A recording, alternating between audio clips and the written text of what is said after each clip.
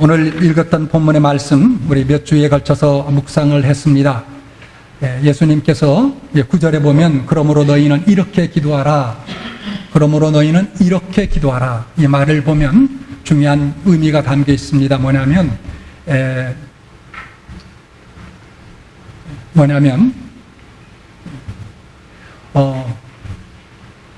기도는 저절로 되는 것이 아니다라는 거예요. 이렇게 기도하라라고 했으니까 그 모델을 보고 배워야 된다라는 것입니다. 예수 믿었다고 기도가 저절로 되고 기도하는 사람이 되는 건 아닙니다. 배워야 됩니다. 그래서 이 주님께서 가르치는 모델이 되는 이 기도를 통하여 우리 함께 배워가는 그런 귀한 시간 또한 될 수 있기를 바랍니다. 여러분들이 기억하실지 모르겠지만 이 주기도문에 보면 크게 6가지의 기도 제목이 있습니다. 여러분 기억하시겠습니까?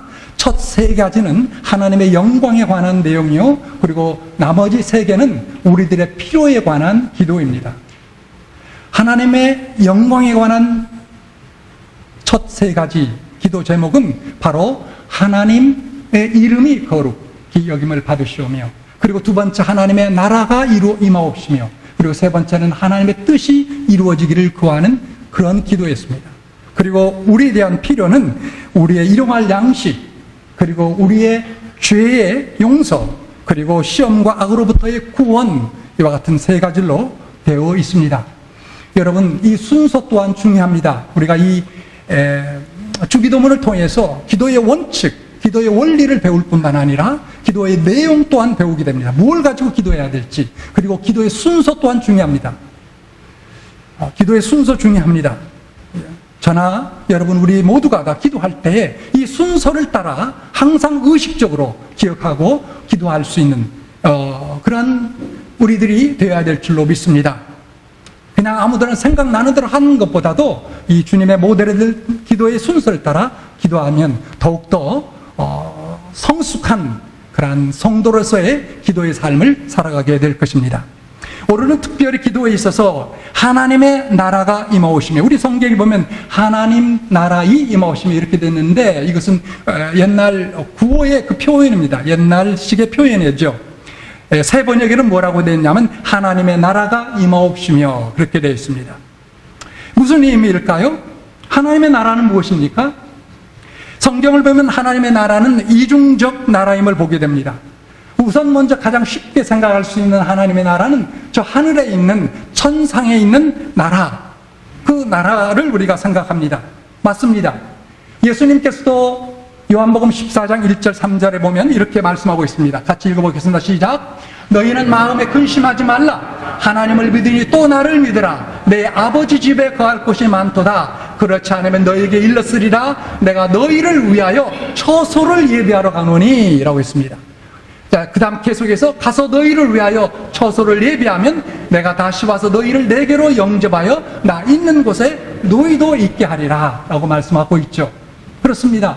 분명히 하나님 우리 예수께서는 부활 승천하셔서 우리를 위한 영원한 처소 천상의 하나님의 나라를 예비하기 위해서 가셨다.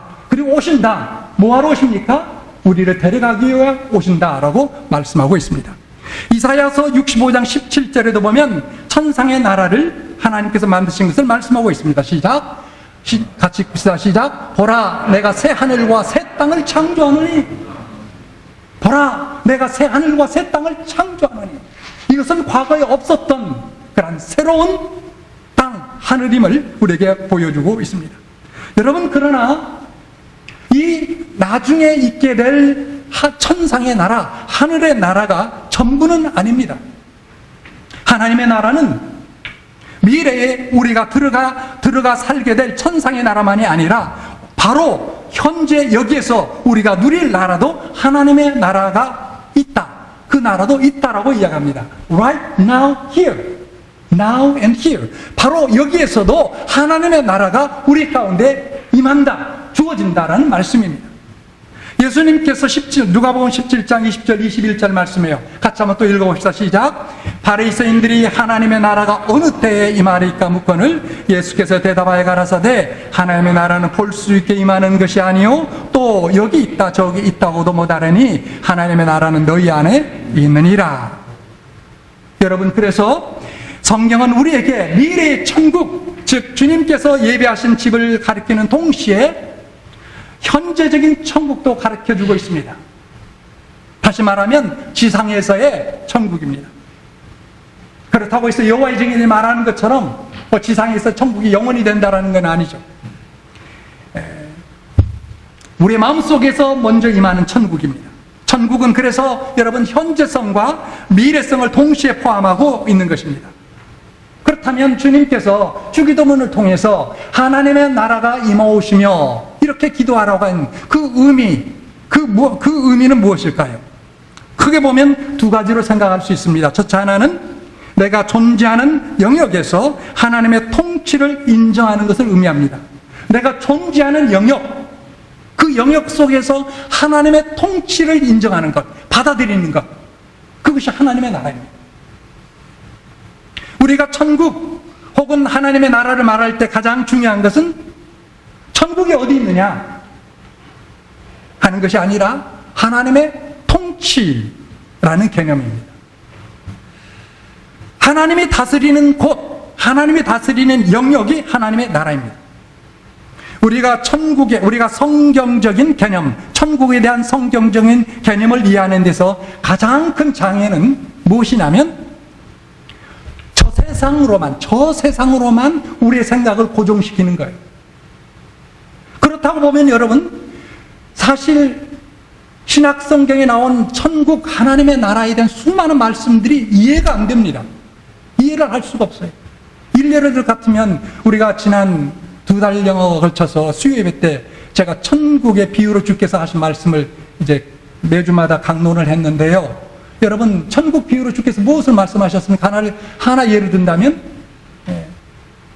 그 가라지와 좋은 씨와 가라지, 천국은 좋은 씨와 가라지와 같다. 좋은 씨를 밭에 심었는데 또 마귀가 와서 어떻게 합니까? 가라지 심었다라는 거죠. 마치 천국은 이렇다라는 거예요.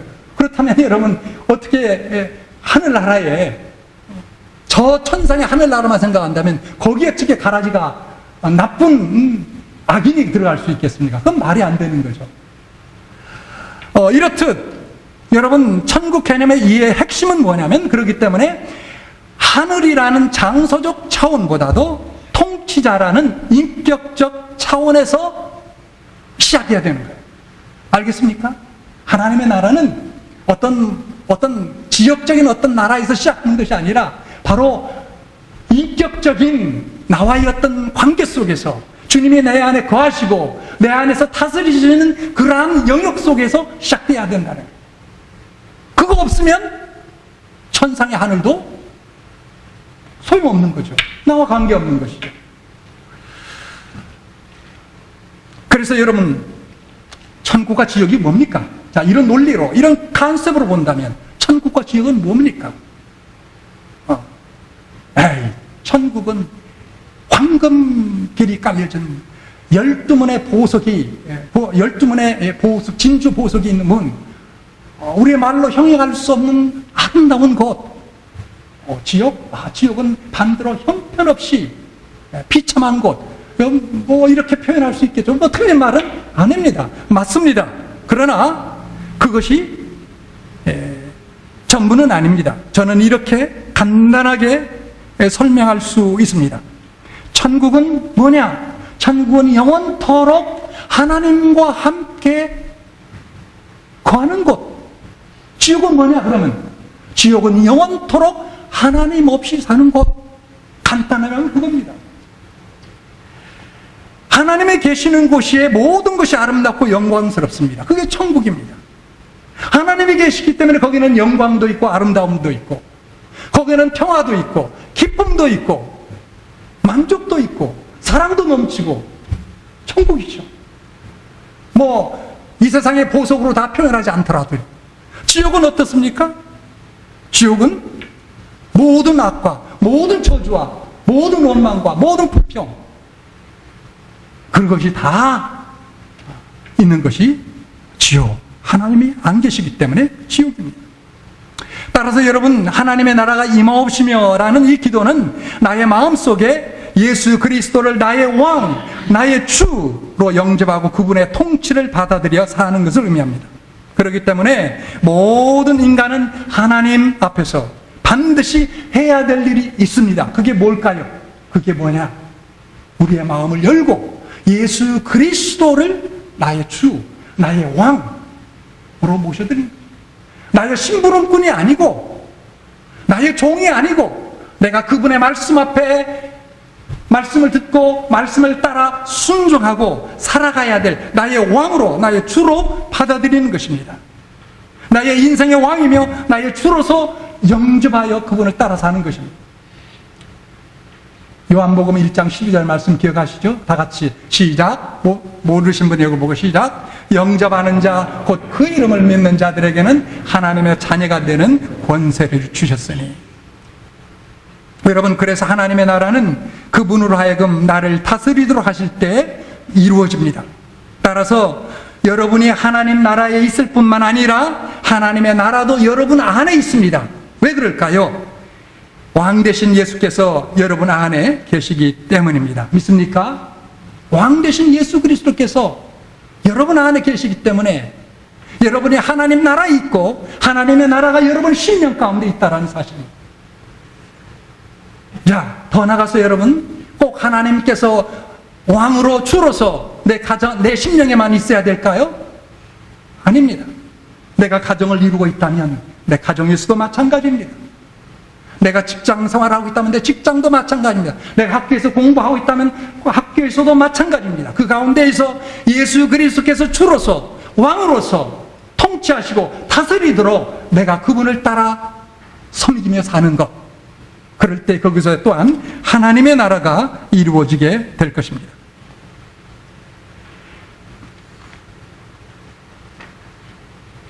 주님께서 가르치신 하나님의 나라가 임하오시며 라는 이 기도는 우리의 속한 영역 속에서 현재적으로 임하는 하나님의 통치뿐만 아니라 이제 장차 미래에 임할 하나님의 나라의 도래를 소망하며 살라라는 것입니다. 이것이 둘째 것입니다. 천상의 하나님의 나라가 임하기를 소망하며 살라. 천상의 하나님의 나라가, 그 나라를 소망하며 그 나라가 나에게 도래할 것을, 나에게 찾아올 것을 바라보며 거기에 내 관심과 내 인생을 걸고 살라라는 그런 말씀이 바로 주기도문에서 이 말씀의 뜻입니다. 여러분 꼭 기억하십시오. 우리가 사는 이 세상이 결코 전부가 아닙니다. 우리가 여기서 살다 죽으면 끝이 아닙니다. 우리에게는 확실하게 새 하늘과 새 땅의 나라, 천상의 하나님의 나라가 분명히 있습니다. 여러분, 초대교회의 성도들 보십시오. 로마 제국의 그 모진 핍박과 고난 속에서도 저들이 어떻게 순교까지 하며 믿음을 지키며 살았습니까? 그것은 바로 천상의 하나님의 나라를 보았기 때문입니다. 그 나라를 소망으로 삼았기 때문입니다.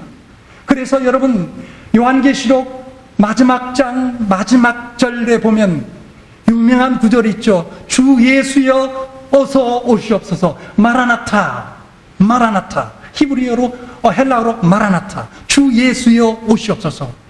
하나님의 나라가 나에게 임하기를 원합니다.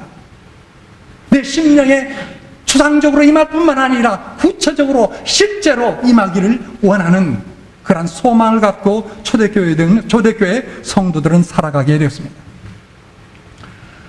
여러분, 하나님의 나라 혹은 천국을 우리가 이야기하게 되는데, 요즘에 여러분이나 저는 우리가 성경을 통해서 익히 알기 때문에 사실상 그런가 보다, 있는가 보다 이렇게 하는데, 사실 하나님의 나라, 천상의 나라, 그리고 그 천상의 하나님의 나라에서 우리가 어떻게 들어가서 살게 될까 것인가는 사실 하나님께서 감추어 놓으신 비밀이었습니다. 누구도 알지 못하고 악한 사탄 마귀도 알지 못하는 비밀이었습니다. 이건 제 이야기가 아니고 성경의 말씀입니다.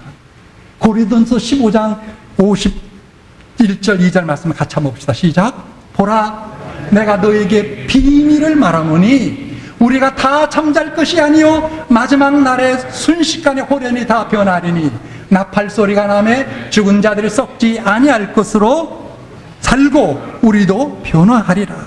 무슨 이야기입니까? 보라, 내가 너희에게 비밀을 말하노니 마지막 날에 이와 같은 일이 이루어질 것이다. 무슨 일입니까?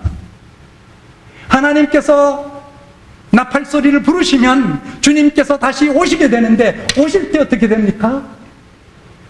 우리 앞서간 믿음의 조상들, 여러분의 부모님이든지 아니면 조상들이든지 믿음을 생활을 하다가 이미 세상을 떠나서 가신 분들, 그분들이 먼저 일어나게 되는데 어떻게 일어납니까?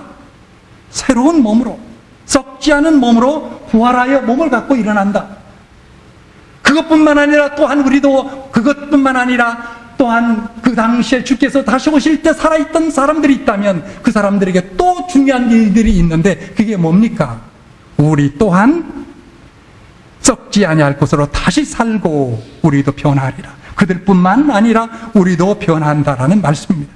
이 사실은 여러분 감춰져 있었던 사실인데 예수 그리스도의 부활을 통하여 그 비밀이 드러났고 그리고 성령님을 통하여 우리에게 알려지게 되었습니다. 골로새서 1장 26절에도 또한 봅시다. 시작. 이 비밀은 만세와 만대로부터 오므로 감춰졌던 것인데 이제는 그의 성도들에게 나타났다라고 이야기합니다. 여러분 보십시오. 그래서 하나님의 나라는 만세 전부터 있었고 현재도 있고 앞으로 계속 영원히 갑니다. 그런데 불행스럽게도 이 지구상에 수많은 사람들이 이것을 인간들만 모르고 있습니다. 왜 그럴까요? 마귀의 꾀임에 빠져서 마귀가 저들의 영안을 막고 있기 때문에 이 하나님의 나라의 영광, 이 하나님의 나라를 보지 못한 가운데 마치 이 세상이 전부인 것처럼 죽으면 다 끝나는 것처럼 그렇게 살아간다라는 것입니다. 너무나 안타깝고 불쌍한 어리석은 그러한 인간들이죠. 그러나 우리에게는 알려진 비밀이 되었습니다. 사랑하는 여러분, 여러분에게 묻습니다. 이 알려진 비밀을, 하나님 나라에 대한 이 알려진 비밀을 여러분들은 알고 있습니까?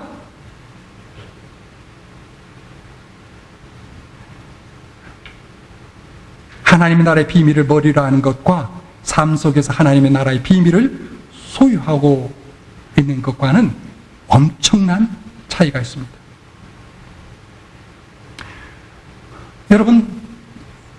여러분이 이 세상에서 잘 살기만을 위해서 기도했다면 하나님 나라에 대해서는 아마 거의 기도하지 않았을 것입니다. 여러분 기도의 생활을 한번 돌이켜 보십시오.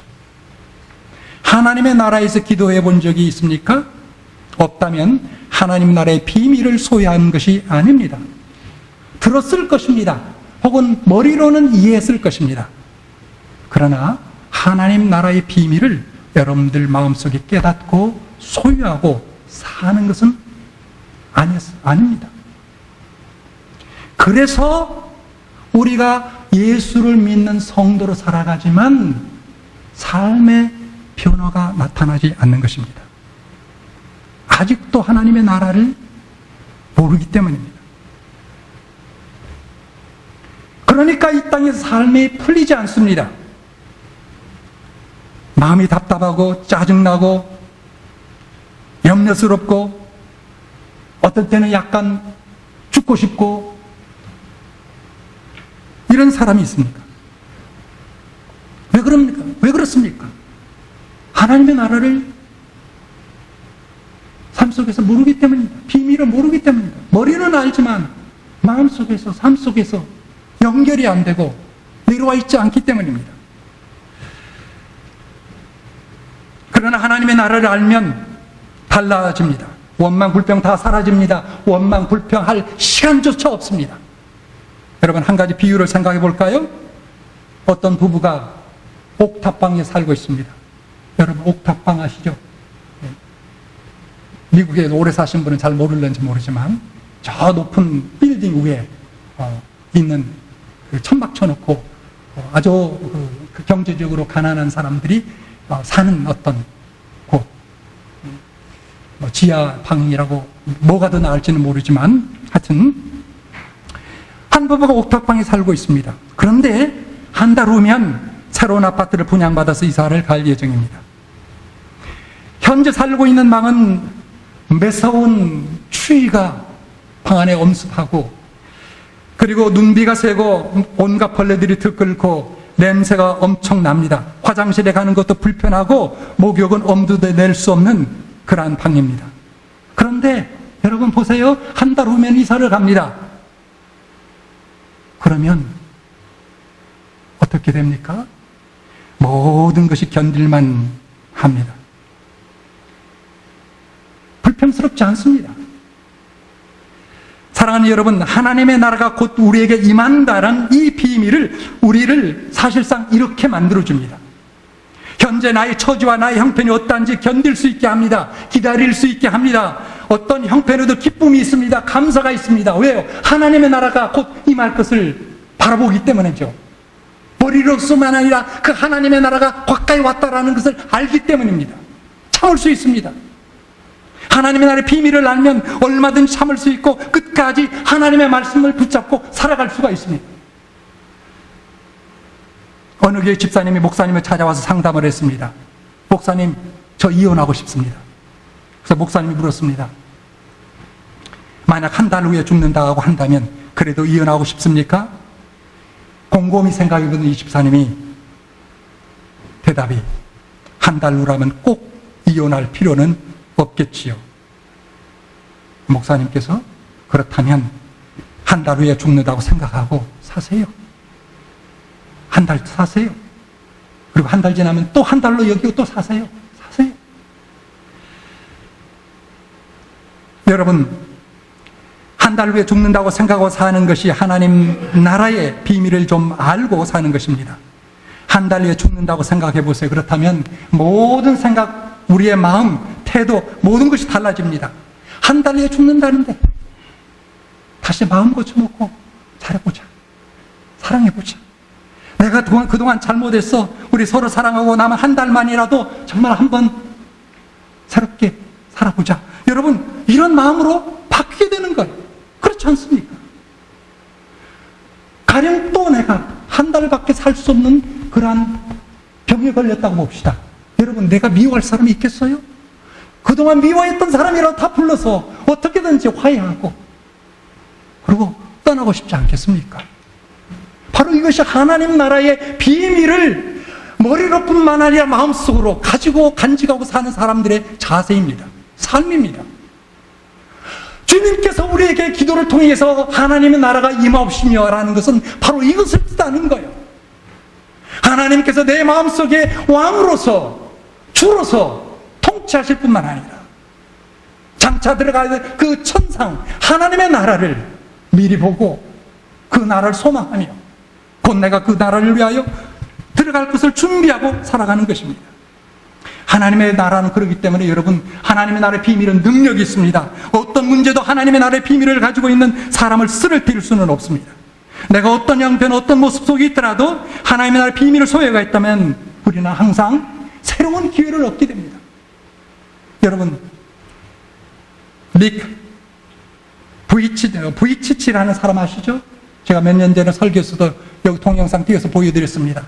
아시죠? 호주의 사람. 어떤 사람입니까? 사지가 없는 사람이에요. 사지가. 몸뚱아리밖에 없어요. 머리하고 몸뚱아리. 두 발도 없어요. 팔도 다 없어요. 그냥 몸통하고 머리만 있는 존재예요. 그러나 그 사람은 오늘 전 세계를 다니면서 복음을 전하고 있습니다. 잘 알려진, 전 세계에 알려진 행복 전도사예요. 얼마 전에 결혼해서 아들을 낳고 또 결혼했는 거 여러분 신문에 보셨죠? 또 아들을 낳았어요. 하나님 나라의 비밀을 소유하면 놀라운 사명이 우리 자신에게 있다는 것을 우리는 깨닫고 그 사명에 헌신하게 됩니다.